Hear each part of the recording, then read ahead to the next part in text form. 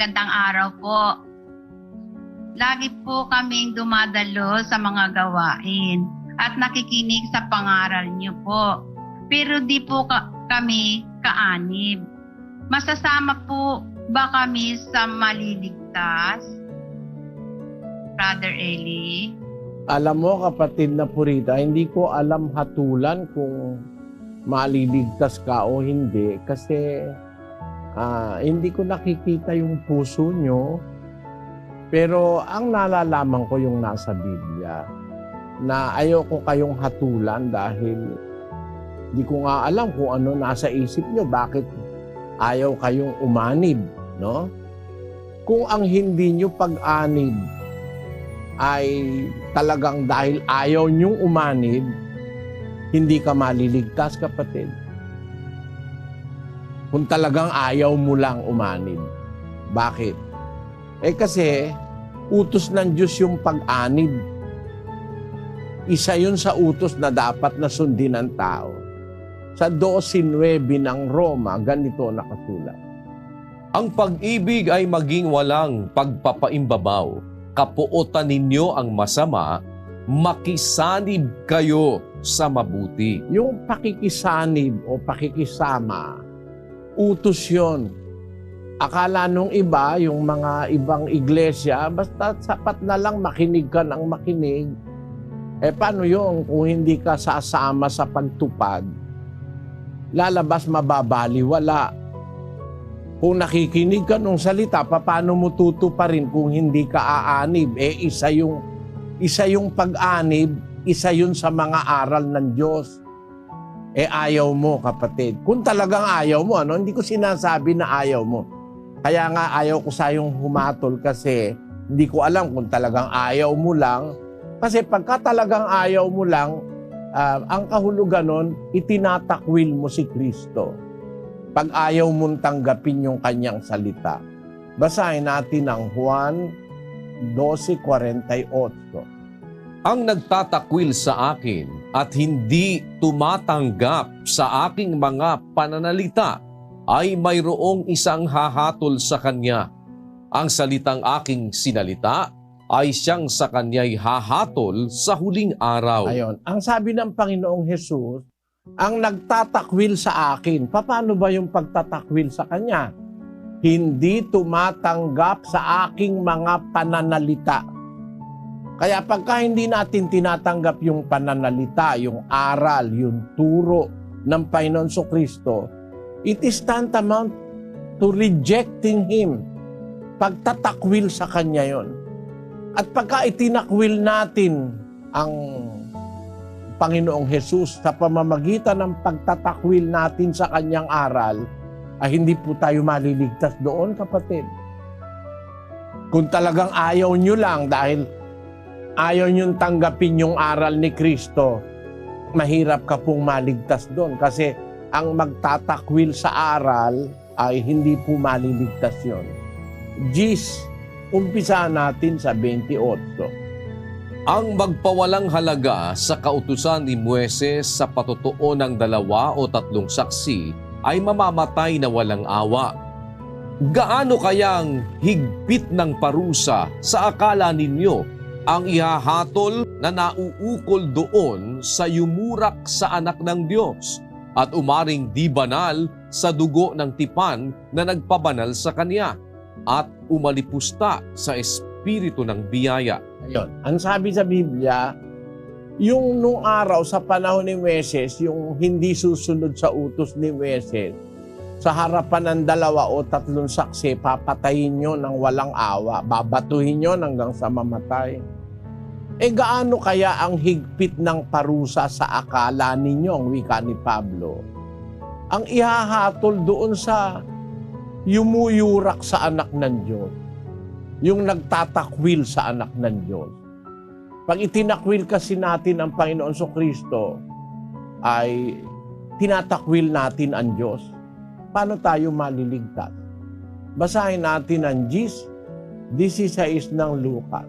Ang nakikinig sa inyo ay sa akin nakikinig, at ang nagtatakwil sa inyo ay ako ang itinatakwil, at ang nagtatakwil sa akin ay itinatakwil ang sa akin nagsugo. Ang nagsugo kay Kristo ang amang Diyos ng langit eh. Pag itinakwil natin siya dahil ayaw natin tanggapin yung kanyang salita, ang itinatakwil natin ay ang Diyos na mismo. Paano ka kaya maliligtas, kapatid, kung parang tinatakwil mo ang Diyos dahil ayaw mong tanggapin yung kanyang salita? Pero ayaw kitang hatulan sa dahilang hindi ko naman alam kung itinatakwil mo talaga yung salita, kung ayaw mo talaga. Pero kung susunod ka po sa Biblia, kapatid, ang sabi po ni San Juan sa unang Juan, ganito. Sabi niya sa mga kapatid nung unang siglo, sa 3:18. Mumunti kong mga anak, huwag tayong magsiibig ng salita, ni ng dilaman, kundi ng gawa at katotohanan. Hindi naman tunay na pag-ibig yung salita lang eh. Pero mga tao kasi, mahal ko ang Diyos, mahal ko ang Diyos, I love you, Lord, etc. Kakanta pa.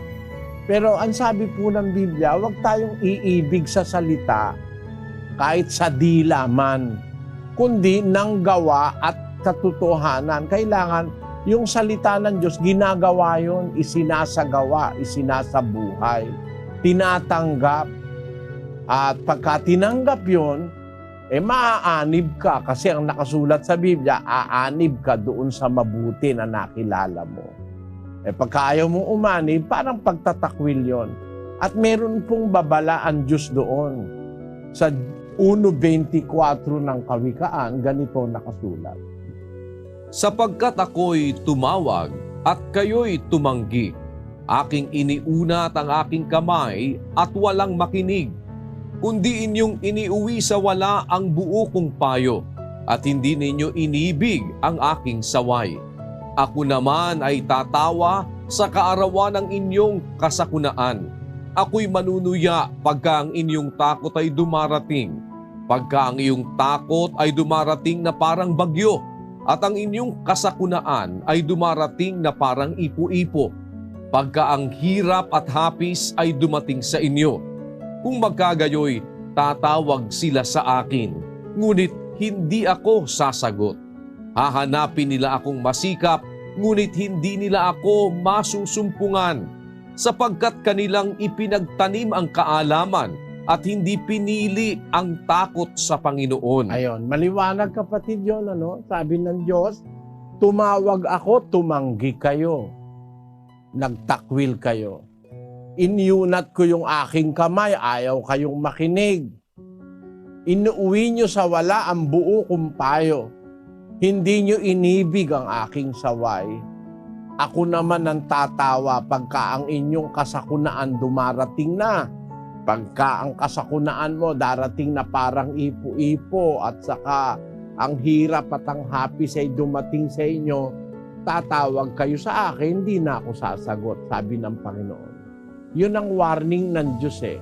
Pag hindi tayo tumugon sa kanyang tawag, pag hindi natin siya sinunod ang kanyang salita, darating ang araw ng kanyang paghihiganti sa tao. Yun yung kasunod na talata dun sa binasa natin kanina. Ikalawang Tesalonica, Kapitulo 1, versikulo 8. Na maghihiganti sa hindi nagsisikilala sa Diyos at sa kanila na hindi nagsisitalima sa ebanghelyo ng ating Panginoong Hesus. Gaganti ang Diyos sa ganong mga tao na hindi kumikilala sa Kanya, ayaw tumalima sa ebanghelyo. Kaya yung salita po ng Diyos nasa Biblia para sundin natin. At isa sa mga susundin natin, aanib tayo doon sa katotohanan. Isipin mo, kapatid, asan ang logic? Si Kristo at ang Ama nagtayo ng iglesia, may samahan. Yung samahan na yon nasa Biblia, ang aral no nasa Biblia. Ayaw kang sumama. Di ba ang logic nun parang ayaw mong sumama dun sa itinayo ng Diyos? Ang logic nun, parang baliwala lang sa'yo yung ginawa ni Kristo. Yung ginawa ng Ama sa langit. Na si Kristo, nagbuwis ng kanyang buhay para sa iglesia, matubos ang kasalanan ng tao. Tapos ayaw mo sa iglesia, ayaw kang umanib. Hindi ba yun parang ang logic nun ayaw mo kay Kristo? Basahin natin ang Gawa 20:28. Ingatan ninyo ang inyong sarili at ang buong kawan na sa kanila'y ginawa kayo ng Espiritu Santo na mga obispo upang pakanin ninyo ang iglesia ng Diyos na binili niya ng kanyang sariling dugo. Yung iglesia ng Diyos, binili ni Kristo yun ang kanyang sariling dugo. Kaya siya nagsakripisyo, kaya siya na pinatay, kaya siya nagtiis dahil para matubos niya ang iglesia. Ayaw natin na tayo maging bahagi ng iglesia, parang itinatakwil natin yung sakripisyo ni Kristo. Ikaw na ngayon ang makakahatol sa iyong sarili, kapatid, kung maliligtas ka ba o hindi pag hindi ka umanib sa iglesia dahil ayaw mo. Ngayon, hindi ko alam kung meron kang ibang dahilan dahil sabi mo kasi lagi kang dumadalo sa gawain, nakikinig pero hindi ka umaanib. Hindi ko alam yung dahilan sa likod nun kaya ayaw kitang hatulan. Pero kung ang dahilan nun ay ayaw mo talagang umanib dahil parang ayaw mong pahalagahan yung tawag ng Diyos at ni Kristo sa'yo, wala ka pong kaligtasan nun. Ikinalulungkot ko, I just have to be frank. Kailangan akong magsalita ng prangka kung ano yung sinasabi sa Biblia. Hindi naman ako kagaya nung paniniwala pagka hindi ka anib, hindi na maliligtas. Naniniwala kami may mga hindi ka anib na maliligtas. Meron kasing mga hindi kaanib na hindi nakarinig o kaya hindi narating ng pangangaral, hindi naanib. Hindi ko hinahatulan yun na hindi na maliligtas kasi halimbawa, hindi naman siya nakakilala, wala naman siyang narinig. Parang nung araw, may mga tao nung araw nakatira sa kuweba. Nung araw, wala pang Bibliang masyado. Namatay sila, hindi pa sila nakakarinig. May pag-asang maligtas yun, kapatid, yung mga taong ganon.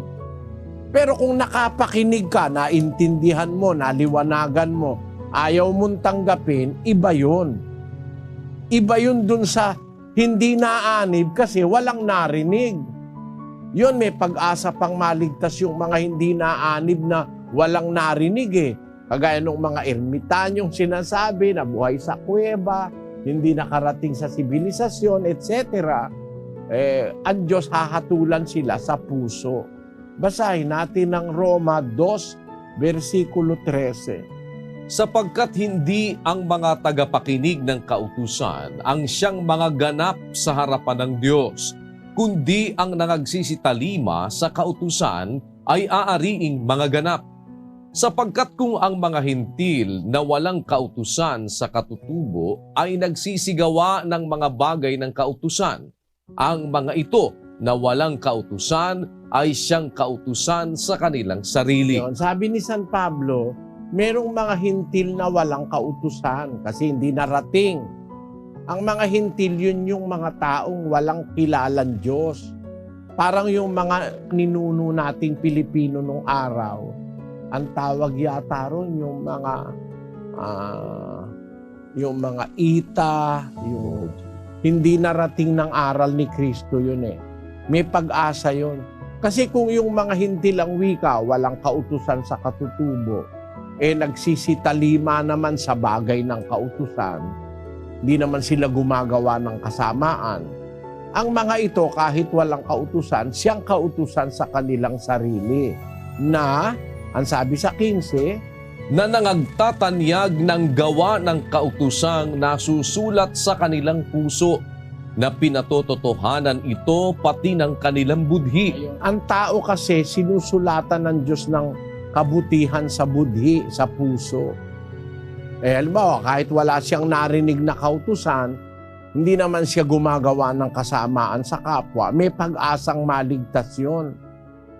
Kung nasa labas ka, dahil hindi ka nakapakinig ng aral, hindi ka narating, pero gumagawa ka naman nung nasa puso mong kabutihan, maliligtas ka. Yun ang sabi ni Pablo.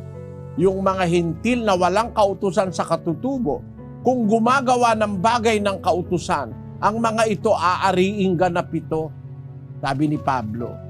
Kasi hindi naman yung nakikinig ang aariing ganap kundi yung tumutupad sa kautusan. Nakapakinig ka man, hindi mo naman ginanap, wala ka rin kaligtasan. Pero yung hindi nakapakinig, hindi naman lumalabag sa kautusan, gumagawa naman ng kabutihan, may kaligtasan yun. Sa'yo, hindi ko pwedeng i-apply ito, kapatid na purita, kasi sabi mo, nakikinig ka na kung ikaw lang hindi nakapakinig, tapos tatanong sa akin ng anak mo na ang nanay ko po ba may kaligtasan, maaaring isagot ko, meron pagka mabuti siya at kahit wala siyang nalamang aral, maaari siyang maligtas. Pero sabi mo kasi nakikinig ka na, dumadalo ka na, pero hindi ka umaanib, ibang sitwasyon yon. Sana naunawaan mo yung sagot ko, kapatid.